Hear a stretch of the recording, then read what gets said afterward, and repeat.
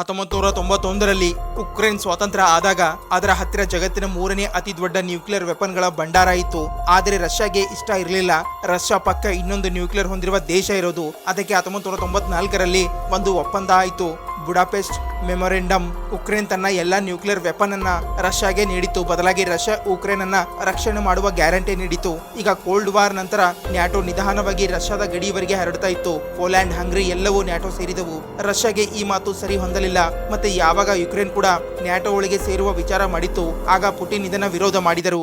ಮತ್ತೆ ಯುಕ್ರೇನ್ ರಾಷ್ಟ್ರಪತಿ ವಿಕ್ಟರ್ ಯನುಕೋವಿಚ್ ದೇಶ ಬಿಟ್ಟು ಓಡಿ ಹೋದಾಗ ರಷ್ಯಾ ಯುಕ್ರೇನ್ನ ಕ್ರಿವಿಯಾ ಅನ್ನ ವಶಕ್ಕೆ ಪಡಿತು.